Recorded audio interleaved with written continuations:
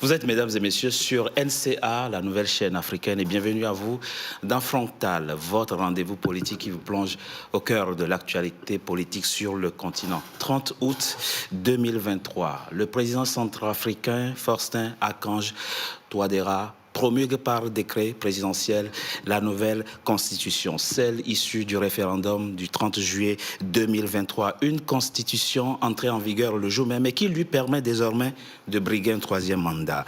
Mais l'opposition centrafricaine ne l'entend pas du tout de cette oreille. Elle remet en cause à la fois le référendum, la nouvelle constitution et la légitimité même du président Touadéra. Mais d'où vient la crise et quelles sont les pistes possibles de décrispation? Trois Centrafricains avec moi pour en parler. Roger Anja Landi, défenseur infatigable, êtes-vous du pouvoir centrafricain. Vous êtes le représentant en Europe de la majorité présidentielle. Avec vous, nous essaierons de comprendre les raisons profondes qui vous ont poussé à doter votre pays d'une nouvelle constitution. Merci d'avoir accepté notre invitation. Merci de m'avoir invité. Jean-François Akandji Kombe, vous dites plutôt défenseur du peuple centrafricain. Vous êtes professeur d'université, président du Conseil de résistance et de transition. Vos prises de position sans concession vous ont déjà valu d'être poursuivis et condamnés par la justice de votre pays. Une condamnation qui vous fait sourire et qui n'entame pas votre engagement politique. Mais on en parle au cours de cette émission. Merci d'avoir accepté notre invitation. Serge Simon Bozanga, vous êtes le porte-parole politique en France de la CPC, Coalition des Patriotes pour le Changement. Vous avez les mêmes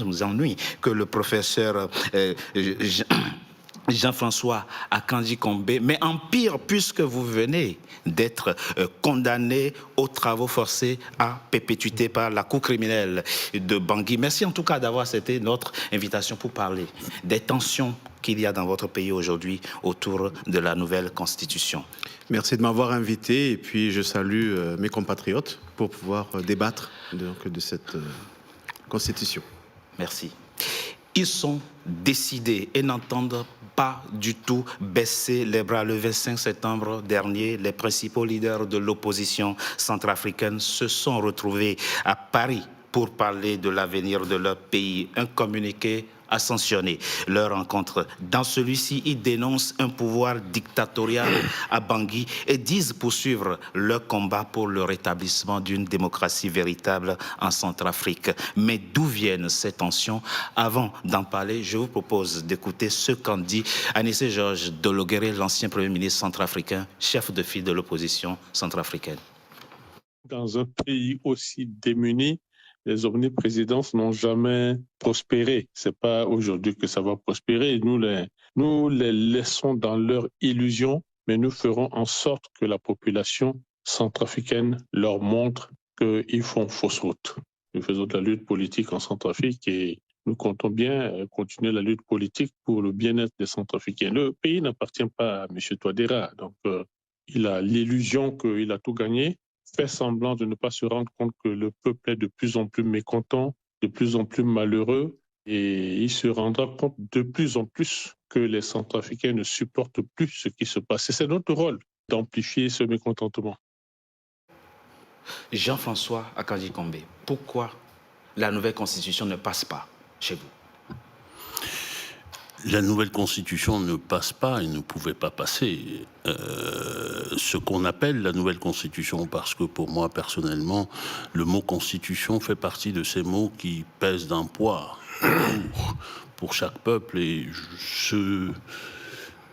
l'ersatz de quelque chose qu'on nous a servi ne peut pas s'appeler constitution. Pourquoi? Parce que je voudrais vous rappeler que, et je crois que nos compatriotes le savent, qu'avant même, nous avons usé de toutes les voies constitutionnelles, de toutes les voies légales et de toutes les voies démocratiques. D'abord en nous exprimant, auparavant en tant que président de Citoyens debout et solidaires Centrafrique, nous avons pris position, nous avons interpellé nos autorités. Et puis ensuite, il y a eu un groupe de citoyens qui s'est mis en place, qui s'appelle le G16, qui est le groupe pour la défense de la Constitution. Et nous avions engagé un certain nombre de recours, en plus des déclarations, etc., et des recours qui ont prospéré. Et des recours qui étaient portés également par ailleurs par les partis politiques. contre ce processus-là en particulier. Quel processus de changement de constitution? Le processus de changement de constitution qui a commencé, bon, cela a commencé, nous ne remonterons pas aux origines, parce que depuis le premier mandat de M. Touadéra, il avait bien décidé de changer la constitution, mais on ne va pas remonter aussi loin. Simplement, les décrets qui avaient été pris pour mettre en place l'instance de rédaction de la constitution, les décrets de nomination des membres de cette instance, etc., nous l'avions attaqué devant la Cour constitutionnelle. Et la Cour constitutionnelle nous a donné raison de la même manière qu'elle a donné raison à l'opposition démocratique, puisqu'elle avait réuni les deux recours. Et avait dit que ce processus qui a été engagé, tel qu'il était engagé, était inconstitutionnel. Et par conséquent,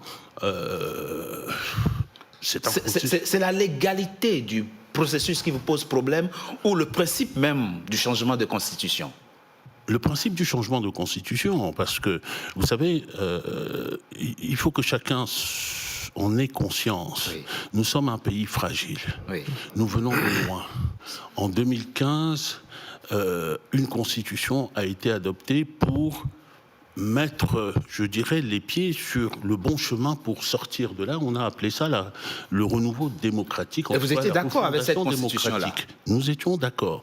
Nous avions un certain nombre d'observations. Moi, personnellement, j'avais fait un certain nombre d'observations, mais précisément des observations sur la procédure, c'est-à-dire la manière dont la procédure avait été conduite.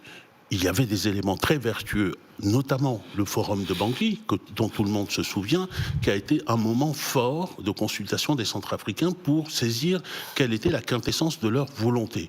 Et cette volonté-là, parmi les éléments de cette volonté-là, il y avait la fin de la présidence à vie. On ne veut plus d'une présidence qui se poursuit, et donc ça a débouché sur la limitation des mandats. À deux mandats présidents, en l'occurrence. Oui, ça a débouché sur cela. Et moi, j'y étais au forum de Bangui. J'étais rapporteur de la commission gouvernance, c'est-à-dire de la commission dans laquelle on discutait de ces éléments-là qui touchaient à la Constitution. Et l'autre élément, qui à mes yeux est l'un des éléments les plus forts, ça porte sur la question de la maîtrise de la gestion de nos ressources naturelles et de l'attribution des contrats miniers et des contrats forestiers. Transparence, c'était ça le principe. Et donc, nous étions dans cette période de refondation démocratique et nous avions un président, quelle que soit la manière dont il avait été élu. Oui. Je pense qu'il n'y a jamais eu de président dans notre pays qui ait bénéficié de cet atout qu'il avait, c'est-à-dire l'adhésion de tous les Centrafricains pour aller vers la paix, pour aller vers la stabilité, pour aller vers des institutions, à la reconstruction de nos institutions. Or, précisément, cette constitution prévoit qu'elle peut être revue. Laquelle? La nouvelle ou... Non, l'ancienne. L'ancienne. Celle promulguée en 2016, oui. Celle de 2016, elle prévoit qu'elle peut être revue. Bien sûr. Peut être révisée.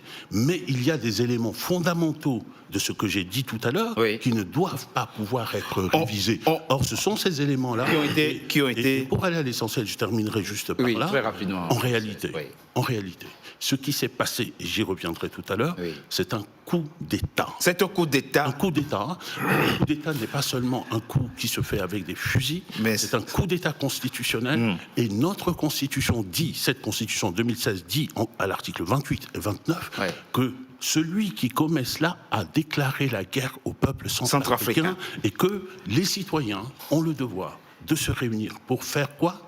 Échec. Et si on s'en tient à ça, illégitime. Pour vous, le 30 août dernier, le président Touadéra vient de déclarer la guerre au peuple centrafricain. Si on s'en tient à l'esprit donc de la Constitution de 2016. C'est bien ça. À sa lettre et à son esprit. À sa lettre et à son esprit. Roger. C'est un putschiste et qui a déclaré la guerre.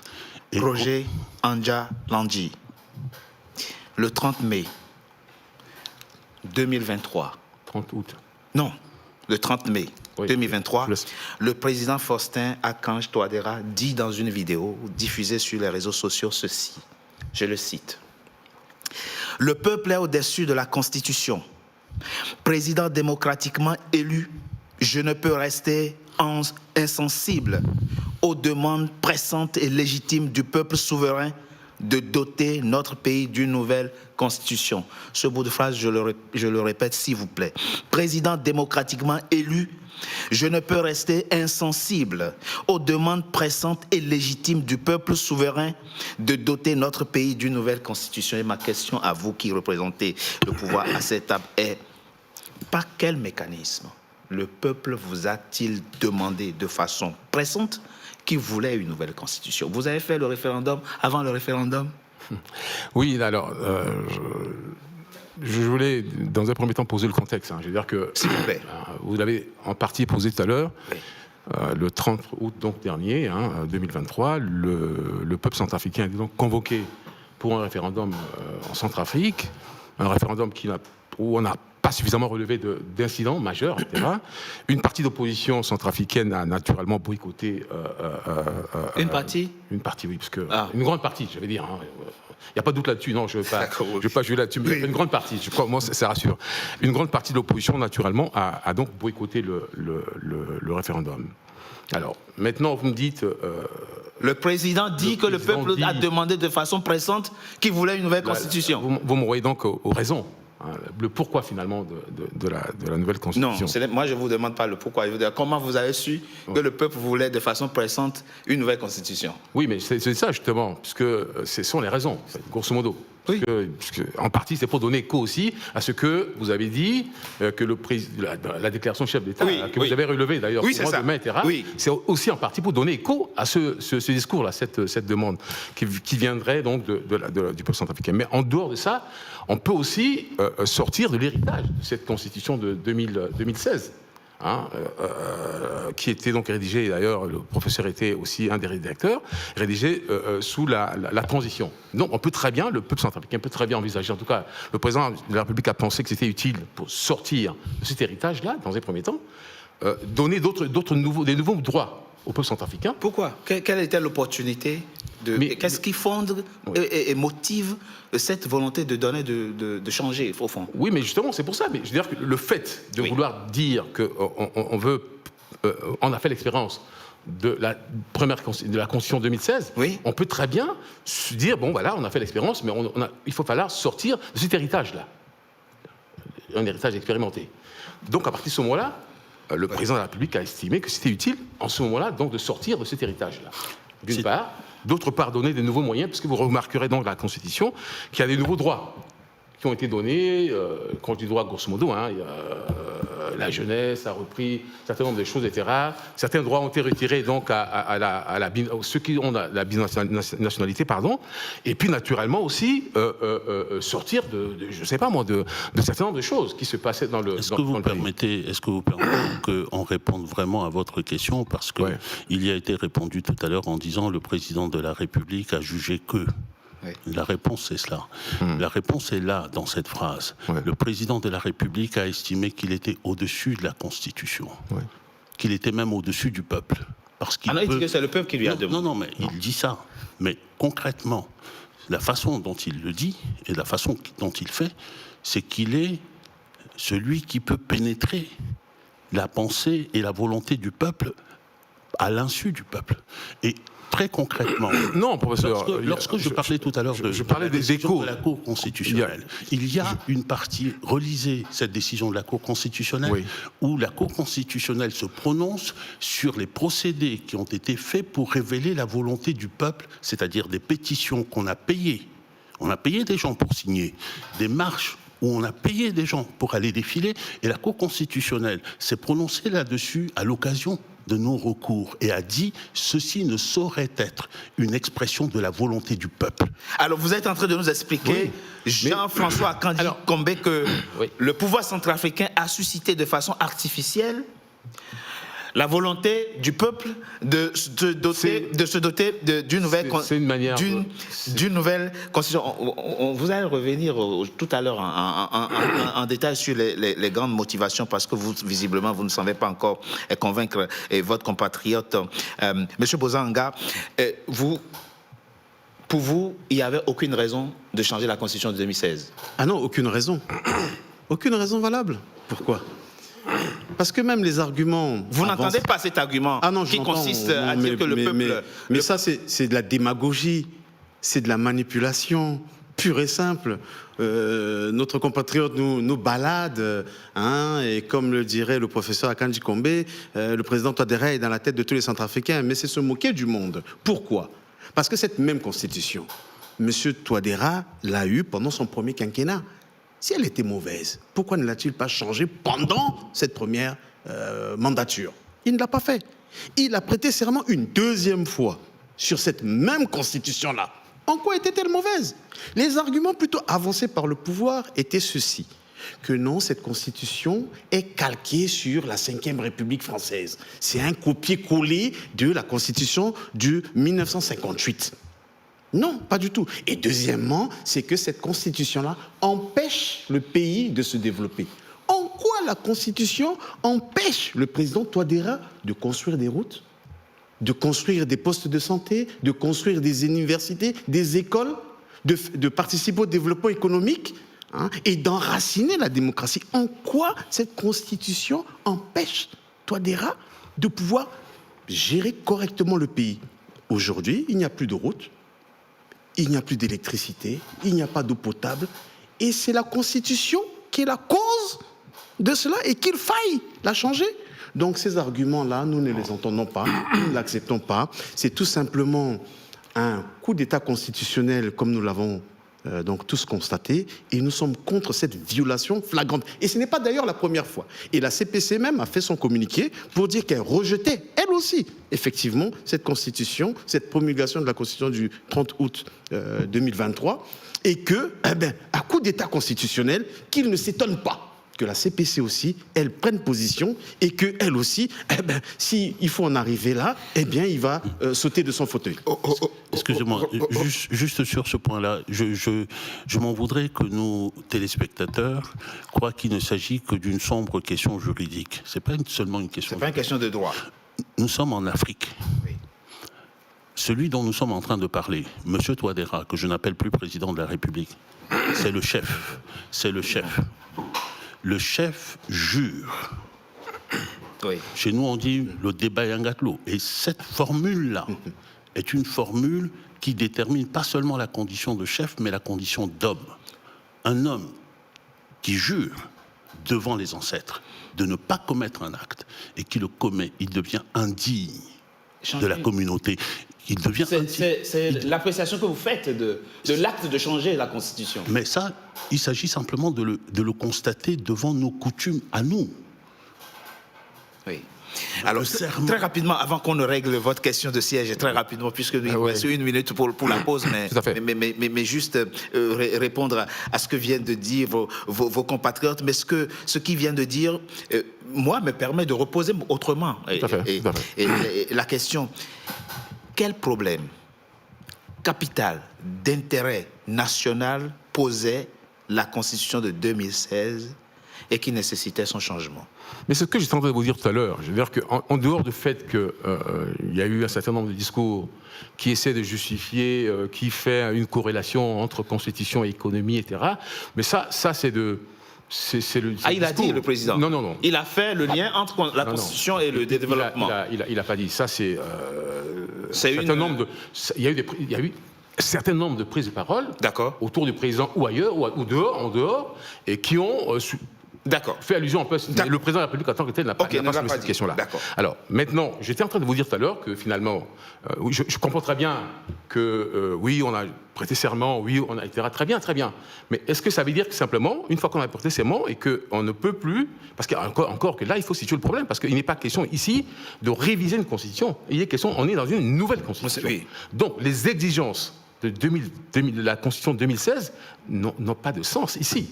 Je propose, sauf à nous dire qu'en fait, la Constitution de 2016 a prévu les moyens de procédure pour écrire une nouvelle Constitution. Or, dans le cas d'espèce, il est question d'écrire et non de réviser la Constitution. Donc, le rôle du Constitution ici est un peu différent. Donc, je veux dire qu'on reviendra là-dessus. On reviendra là-dessus tout à l'heure. Je n'entends pas suffisamment je propose qu'on marque un coup de pause. On se retrouve dans quelques instants pour la suite de notre émission. À tout de suite.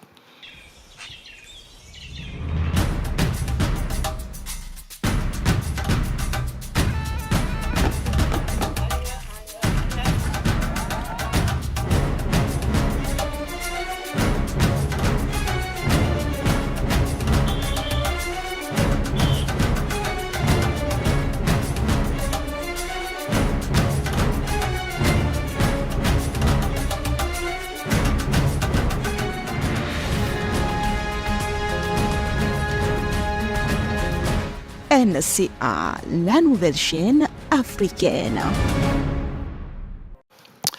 Deuxième partie de Frontal, votre rendez-vous politique dont le numéro de ce jour est consacré à la Centrafrique. La Centrafrique qui vient de se doter d'une nouvelle constitution catégoriquement rejetée par l'opposition centrafricaine. Roger Andjalandi, dans cette émission, comme nous n'avons pas beaucoup de temps, ne tournons pas autour du pot. Je fais un petit rappel. La constitution de 2016 permettait au président Touadéra de briguer, ne permettait pas au président Touadéra de briguer un troisième mandat. La nouvelle qui change le quinquennat en septennat permet donc de briguer indéfiniment. Est-ce que finalement, sans langue de bois, ce n'est pas ça l'enjeu? Vous avez essayé de nous parler des nouveaux droits introduits pour la jeunesse, etc. Mais est-ce que finalement l'enjeu n'est pas celui-là? Non, mais on a pensé très longtemps, on a caricaturé la situation en fait. La situation était caricaturée du type, il y a une clause qui serait invisible pratiquement d'éternité en fait. Bon, il n'a jamais été dit qu'il restait indéfiniment, mais ça a été dit d'une manière à ce qu'il aurait dans la nouvelle constitution une clause qui n'est pas visible, qu'on n'arrive pas à lire. Non, laissons même la... Qui dit clairement que le président serait éternel. Laissons même ce que dit la nouvelle constitution. Oui. Est-ce que ce n'est pas pour briguer un troisième mandat? Non, mais que le président a fait changer, pas indéfiniment ou pas, même si c'est un seul mandat, ça pose déjà problème. Oui, mais justement, là encore, ça justement, pour vous répondre, ça fait aussi partie de certains nombres comme je disais, des caricatures, parce que beaucoup de gens pensaient que justement, la nouvelle constitution libérait le chef de l'État, finalement, des exigences de l'ancienne constitution. L'exigence en termes de limitation de mandat, etc. Bon, très bien. On a pensé ça. Mais ce n'est pas le cas. Mais non, mais c'est une nouvelle constitution. Parce que si on regarde la constitution, si on aurait révisé la constitution, on aurait révisé l'ancienne constitution, et qu'à partir de la révision, on enlevait ces exigences-là, on aurait compris. Mais la question ici, c'est une nouvelle constitution. Non. Donc on n'est plus dans la même disposition d'esprit. Monsieur Andjalandi, donc s'il y a des conséquences du type le président des pays va se renouveler, etc. Je veux bien, mais ça reste encore un discours. Enfin, c'est des prises de position politique. Mais c'est pas ça. Je vous laisse répondre. Non, mais peut-être que c'est de la caricature comme il dit. Non, c'est pas du tout de la caricature. C'est clair, c'est net, c'est écrit noir sur blanc. En tout cas, nous savons que l'article 67 de cette nouvelle constitution, le président a un nouveau mandat, donc c'est un septennat renouvelable N fois. C'est clair. Relis l'article 67. Mais la comparaison là, se fait par rapport à l'ancienne constitution. Maintenant, Roger, tu dis que ça ne concerne pas la durée et le mandat, mais pourquoi avoir caché la constitution aux Centrafricains? Il y a un décret qui convoque le corps électoral. Ce corps électoral qui est convoqué doit lire la constitution. Vous savez, Richard, avant les référendums, la Constitution était invisible, introuvable, illisible. C'est à une semaine, encore à quelques jours du vote, que le président va se rendre je ne sais où pour lui-même remettre la Constitution à son directeur de campagne pour pouvoir, écoutez, à la limite, la vulgariser. Et c'est là où les gens vont découvrir le poteau rose. Les gens vont... Cette constitution, elle n'est même pas passée à l'Assemblée. Les députés seront surpris, ceux qui n'ont pas le bac, de savoir que, les prochaines législatures, ils ne seront pas candidats. Ils ne pourront pas être éligibles. Beaucoup de dispositions dans cette nouvelle constitution sont contraires. Donc nous pensons que la constitution cachée au peuple centrafricain, qui sort à peine une semaine avant le vote, portait des germes de division, de haine, d'exclusion, d'accord, et comme disaient certains de mes compatriotes, un torchon, un règlement intérieur du MCU, à la limite. Monsieur Touadéra, tout puissant, c'est lui qui fait la pluie et le beau temps en mettant en place cette nouvelle constitution qu'il a osé cacher au peuple qui pourtant, comme ils le disent, a sollicité cette nouvelle constitution. On ne lui a pas mis ça à disposition. Qu'est-ce que ça aurait changé selon vous à avoir la constitution à un mois avant le référendum ou 2 mois avant le référendum? Mais c'est une procédure normale. C'est une procédure normale. Vous ne pouvez pas dire à quelqu'un de voter un texte qu'il ne connaît pas. Avant que le professeur ne prenne très rapidement la parole, c'était un problème d'imprimerie Non, c'est pour comprendre. Non, mais je veux bien, mais oui. Je veux dire que en quoi, oui, je veux bien. Oui, la Constitution. Est-ce que je suis là pour débattre? Si on veut entrer dans les dispositions de la Constitution, c'est autre chose. C'est une chose. Oui. Mais je pense que la question ici qui est posée, c'est la question du principe. Oui. Pourquoi on change une Constitution, etc. C'est une question de principe.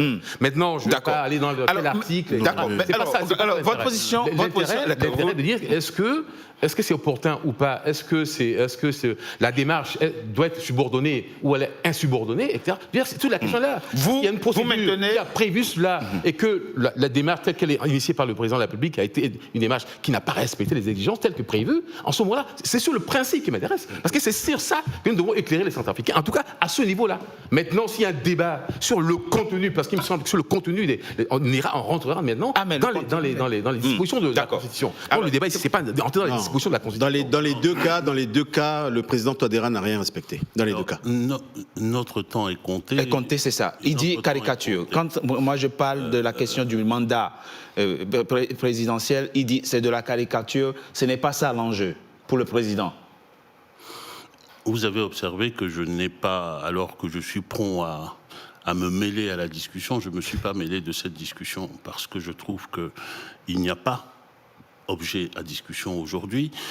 Pour nous, d'abord au Conseil de résistance et de transition, ce qu'ils appellent la Constitution, c'est la matérialisation d'un coup d'État, d'un coup de force contre le peuple centrafricain et par conséquent, il n'y a pas à en discuter le contenu. Par ailleurs, vous avez évoqué tout à l'heure un communiqué qui a sanctionné la réunion des leaders de l'opposition démocratique. C'était le 27 septembre dernier, à Paris. Politique, société civile, Conseil de résistance et de transition. Et nous avons dit dans ce communiqué que nous ne reconnaissons pas ni cette constitution-là, ni les institutions qui en sont issues ou en seront issues. Donc la discussion n'a pas, pour nous, il n'y a pas lieu de discuter. Il n'y a pas d'objet à discussion. En revanche, ce qu'ils appellent constitution, pour nous, et pour moi, à titre personnel, il ajoute au coup d'État, à la forfaiture et à l'ensemble des crimes qui ont été commis contre le peuple centrafricain, un dernier crime contre le peuple centrafricain à travers la notion de centrafricain d'origine et avec les exigences. Parce que je voudrais qu'on comprenne très bien, nous avons un pays qui est un pays qui s'est formé d'une certaine manière, avec l'afflux de populations qui sont venues d'un peu partout. Un métissage de la société centrafricaine. Un métissage de la société centrafricaine. Depuis les indépendances, d'ailleurs, notre développement originel s'est fait sur la base du panafricanisme. On parle beaucoup de panafricanisme aujourd'hui, mais il se trouve que nous sommes dans le pays où on a pratiqué le panafricanisme, où des Africains étaient ministres après les indépendances, où des Africains étaient dans notre haute administration publique. Et qui se sont intégrés à la société centrafricaine. Et nous avons ce fait-là qui fait partie de notre identité. Et c'est ce fait-là qui est en train d'être qui a été remis en cause, remis sur la table pour des raisons d'exclusion, parce qu'il voudrait être le seul à se présenter. Quand on dit centrafricain d'origine, conditions de centrafricanité d'origine et conditions d'une licence universitaire pour se présenter aux élections présidentielles. Premièrement, tous nos compatriotes, la plupart de nos compatriotes qui sont musulmans sont écartés. Pourquoi ? Ils sont écartés pour les deux raisons. Parce que nous avons, dans cet afflux de population, vous n'êtes pas sans savoir que le pourcentage de musulmans en République centrafricaine, au cours de ces 20 dernières années, a augmenté. Il a augmenté également du fait de l'immigration, de la politique d'immigration du pays. Et les personnes qui sont arrivées, qui sont venus d'autres pays, notamment du Soudan, pour être etc. centrafricain d'origine, il faut avoir ses deux parents centrafricains d'origine. Ça veut dire qu'ils ne sont pas centrafricains d'origine, exclus. Par ailleurs, de par les traditions pratiques, la plupart des musulmans qui sont dans notre pays sont des commerçants. Ils contribuent au développement national par là. Ils contribuent de cette manière-là. Et ils préfèrent former leurs enfants eux-mêmes ou dans des écoles coraniques. Et comme en plus l'école a pâti depuis 20 ans, il n'y a plus d'école dans le pays. En tout cas, dans l'arrière-pays, c'est difficile. Dans l'arrière-pays, même à Bangui, vous allez avoir combien de Centrafricains ? Et vous faites, troisième élément, Nous sommes dans un pays de 30 ans de crise. Oui. Les premiers effets de la crise, c'est la destruction des documents administratifs et notamment des actes d'état civil. Lorsque vous n'êtes pas capable d'établir que vous êtes centrafricain d'origine, c'est-à-dire que vos parents étaient centrafricains d'origine, vous êtes exclu. Pour vous, ça veut dire 80%, 85% de la population centrafricaine aujourd'hui qui est sur sa terre et qui est exclue de la politique. Pour vous, c'est un crime contre la nation centrafricaine. C'est un crime. Cette nouvelle constitution, pour vous, remet en cause le pacte républicain et la cohésion sociale. Il remet en cause le pacte républicain au-delà de ce qu'il voit immédiatement. Parce que ce qu'il voit immédiatement, c'est l'exclusion de Martin Ziguélé, dont la mère est originaire d'un pays voisin. C'est l'exclusion d'un certain Anissé Georges Dolo-Guélé des élections présidentielles prochaines. C'est l'exclusion d'un certain Abdou Karim Mekassoua. C'est l'exclusion de cet ensemble de personnes-là de l'élection. Alors c'est très intéressant. Mais je voudrais aller au-delà de ça et je voudrais que nos téléspectateurs comprennent bien que là, il s'agit de personnalités, mais c'est la structure même de la société qui est remise en cause. Parce que ces personnalités-là incarnent et représentent dans la sphère politique des pans distincts de la société centrafricaine. Je viens à vous tout à l'heure. Serge Simon Bozanga, très rapidement. Oui, il y a eu 95%, selon les chiffres officiels, qui ont participé à ce référendum. Et vous y croyez? Pardon? Et vous y croyez? Moi, Non, d'après ce que nous avons vu, entendu, il n'y avait pas affluence, pas du tout. Comme je l'ai dit tout à l'heure, le prétexte... C'est un chiffre fantastique. C'est un chiffre fantastique. Et d'ailleurs, même ces chiffres étaient déjà connus à l'avance. Comme vous voulez dire, oui, mais on savait le taux de participation. Mais bien sûr, le taux de participation, etc. Les résultats, le oui et le non, on savait que c'était un résultat à la soviétique. Un résultat à la soviétique qui est une forme de liquidation de la démocratie. D'accord? Les Centrafricains du nord, du sud, de l'est et de l'ouest ne sont pas déplacés massivement à 95% pour voter cette constitution qu'ils n'ont pas vue, qu'ils n'ont pas lue. D'accord. D'accord, etc. Donc, non seulement vous rejetez la constitution, mais vous rejetez aussi les chiffres officiels qui ont été communiqués autour de ce référendum. Mais je reviens à vous, Roger Andiana, c'est très important. Et ce que vient de dire le professeur, et même il y a une forme de gravité dans ce que dit le professeur. Le principe de changer une constitution, c'est un principe universel. Ce n'est pas ça qui pose le problème. Ce qui pose problème, c'est la nécessité, c'est le consensus nécessaire qu'il faut obtenir avec l'ensemble des acteurs politiques pour se convaincre de la nécessité de changer la constitution qui pose problème.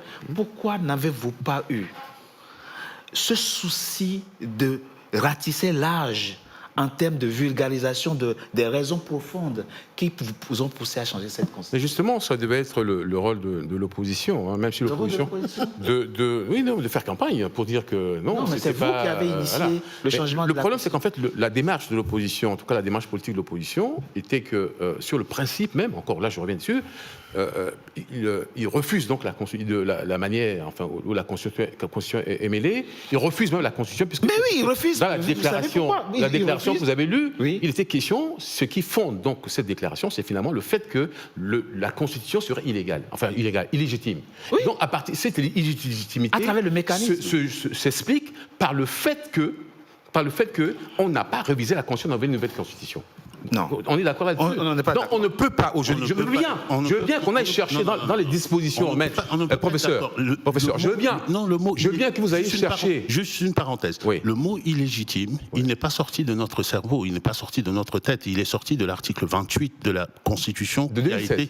De 2016. On est d'accord là-dessus. Il a dit pouvoir illégitime. Oui, bien sûr. Pour avoir fait ce qu'il a fait. Oui. Donc n'allons pas tergiverser. Mais si c'était l'opposition qui avait inventé les non, l'opposition boycotte comme un grand. L'opposition, professeur, l'opposition boycotte la Constitution et l'opposition a pris position il n'y a pas très longtemps dans la déclaration qui a été faite à Paris que la Constitution pour elle existe, la Constitution n'existe pas. Oui. Et c'est sur quoi elle s'est fondée? C'est sur le seul fait que l'ensemble, la procédure n'a pas été respectée pour elle. Et donc, à partir de ce moment-là, on ne peut pas. Monsieur le haut représentant du président de la République, de celui qui fut notre président de la République, prêtez-nous un peu d'intelligence et un peu de complexité de la pensée quand même. C'est ça. Pour le simple fait que vous croyez que autant d'esprits centrafricains, les plus brillants, se soient réunis simplement pour tronquer, pour saisir un prétexte pour pouvoir faire quelque chose? Non, mais je n'étais pas en train de dire que vous avez... C'était un prétexte. Je dis que la raison avancée. Je ne dis pas un prétexte. Je dis que la raison avancée... Ça montre la manière depuis longtemps. Non, pas du tout. La majorité pas du tout. Les Centrafricains. Et ça ne nous étonne pas. Moi, je suis sur les faits. Je suis sur les faits. Je suis sur les faits. L'opposition dit clairement, l'opposition qui se déclare comme étant de la résistance, en fait, il ne dit pas que c'est de la résistance, en fait, c'est une opposition politique. Elle se déclare comme étant une résistance, comme si on serait dans un régime oppressif, tyrannique et complétaire. Ce qui est totalement faux. Voilà. Vous définissez comme étant des résistants, alors que le devoir, la résistance est un devoir citoyen dans un contexte de tyrannie. Alors, c'est pas le cas. Qu'on le veuille ou non, c'est pas le cas. Donc, vous êtes en train de... mais vous dévoyez les concepts, professeur. Vous dévoyez les concepts, et donc, du coup, voilà. Oui, et vous permettez que je finisse là-dessus. Et vous permettez que je finisse là-dessus. S'il vous plaît. Je veux bien, mais si vous ne me permettez pas de finir, et donc, ce que vous dites, professeur, enfin, l'opposition, c'est quoi? C'est que, à partir du moment où, pour vous, d'ailleurs, c'est ce qu'a peu dit Mitterrand. Je veux dire que Mitterrand a toujours dit que le coup d'État permanent, etc. Mitterrand a refusé la Constitution 5e République. Hein. Moi, je pense, recentrons le débat autour d'éléments précis. Oui, s'il vous plaît. Justement, 2 éléments précis, parce qu'il ne faut pas balader nos téléspectateurs. C'est ça. Lorsque nous disons c'est une dictature, de fait, aujourd'hui, depuis le résultat du référendum, ce n'était qu'un marqueur pour ce pouvoir, un marqueur pour passer à un autre degré. Le référendum, dites-vous. Pour passer à un autre degré dans la dictature.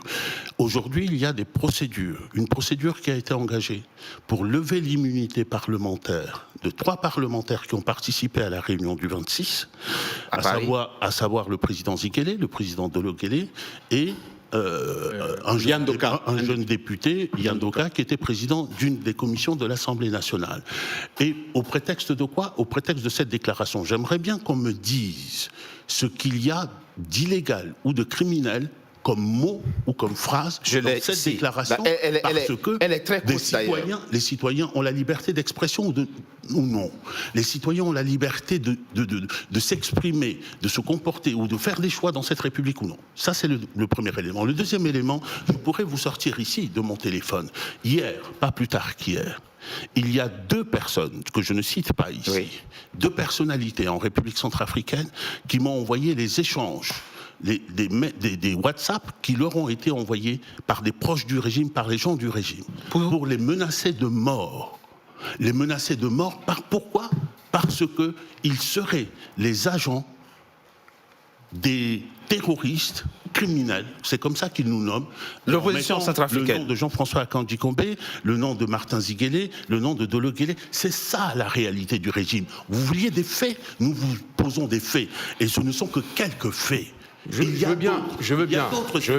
Mais vous sortez des faits que pour moi, c'est très difficile de vérifier. Je ne dis pas que vous êtes en train de raconter des histoires. Vous êtes au courant? Il y a eu un certain nombre de déclarations à ce niveau-là. Hein. Je suis d'accord. Est-ce que même ça a été la première fois? C'est pas la première fois publique. C'est pas la première fois. Déclaration, oui. De la part des personnalités du pouvoir. Des personnalités, à titre individuel, qui ont dit, oui, effectivement, qu'il faut enlever l'immunité de... Mais pour avoir fait quoi? Mais ça reste leur opinion. Je ne peux pas répondre à leur place. D'accord. À ma connaissance, il n'y a pas de procédure aujourd'hui pour lever l'immunité de ces députés là, que je sache.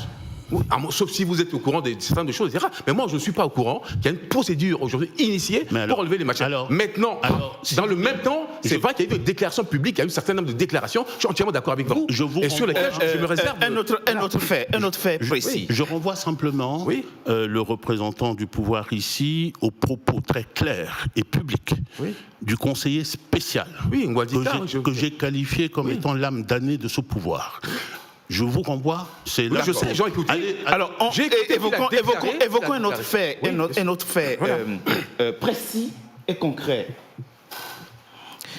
Qu'est-ce qui, aujourd'hui, en Centrafrique, qu'est-ce qui s'est passé pour qu'on soit obligé d'inscrire dans la Constitution le fait que pour être candidat à l'élection présidentielle, il faut être de père et de mère centrafricains et il faut avoir une licence. quel est le problème structurel qui se pose aujourd'hui, qui s'est posé dans le parcours politique de la Centrafrique ces dernières années et qui nécessite cette balise dans la Constitution? Le pays peut envisager une autre trajectoire. Peut envisager une trajectoire. Oui, mais à partir d'un problème. Oui, oui, à partir d'un problème. Mais si à un moment donné, vous savez, on est tous en Afrique, hein, il y a des trajectoires différentes, etc. Donc on peut très bien envisager la. Et il se trouve comme par hasard que des acteurs importants de la politique centrafricaine sont concernés. Et ça, ce n'est pas une. Certainement, il y a une coïncidence. Il y a une coïncidence malheureuse. Il y a une coïncidence malheureuse. Je veux dire, je suis d'accord avec vous. Je suis d'accord avec vous. Il y a une coïncidence malheureuse. Mais bon, écoutez, le problème est que ce sont des nouveaux droits. Et puis on a retiré certains nombres de droits. Voilà. Ce sont des droits du type des jeunes, comme je disais au début de notre conversation. Et puis il y a des droits aussi du fait que quand on est binational, on ne peut pas, par exemple, être candidat tel. Bon, ça, ce sont des nouveaux droits. Je veux dire, je ne peux pas vous dire. Oui, mais comment moi, je peux pas appeler ça. L'inscription d'une... Je suis entièrement d'accord avec vous. Bien sûr, on est d'accord. Ça reste quand même de nouveaux droits aujourd'hui. D'accord. Maintenant, est-ce que c'est bon, c'est pas bon, etc. Ça, c'est un autre débat. C'est pour ça que moi, je dis que... De nouveaux droits qui sont... Et puis on en débat. Soit on rentre dans le texte, on dit, voilà, on refuse la Constitution. En ce moment-là, pour le principe, parce que la Constitution n'est pas faite ne doit pas se faire de cette manière-là. Et puis alors que... voilà, c'est ça là qui m'intéresse. Mais maintenant, si à un moment donné, on se retrouve et qu'on dit, voilà, on prend la Constitution et là, on regarde maintenant les dispositions de ces constitutions-là, moi, je suis entièrement d'accord pour débat de ces questions-là. Or, il se trouve qu'aujourd'hui, j'ai en face de moi une opposition qui dit elle ne reconnaît pas la Constitution, donc elle ne peut pas rentrer dans les dispositions de la Constitution. Et en même temps, elle revient dans les dispositions de la Constitution pour essayer d'engager la discussion. Ça, c'est sortir du débat. Le débat que l'opposition pose, c'est un débat pour dire que nous, on ne reconnaît pas la Constitution. Je ne parle pas de l'opposition. Voilà, moi, ma question... Oui, non, elle ne peut pas dire qu'elle ne reconnaît pas la Constitution et nous sortir d'un débat en essayant de... La question, c'est moi, c'est ça qui me gêne. Vous savez, là on appelle c'est le problème qu'on a dans notre pays. La Constitution, on n'a pas de. La Constitution, c'est on a du mal à. C'est la Constitution qui cimente le vivre ensemble. Exactement. La Constitution est capable de dire clairement et d'assumer ce qu'elle dit. Oui. Si vous êtes incapable d'expliquer votre propre politique, ne renvoyez pas la balle à l'opposition. Nous sommes assez. Il va vous répondre. Je propose qu'on marque une pause. Je propose qu'on marque une sur la base d'une déclaration. Hein, je propose sur la base d'une déclaration de l'opposition qui date de moins d'un mois. Voilà. Un communiqué de ça date du 26 septembre. Je propose qu'on marque une pause. On se retrouve dans quelques instants. C'est sur la base de ça. Pour la troisième et dernière partie de notre émission. À tout de suite.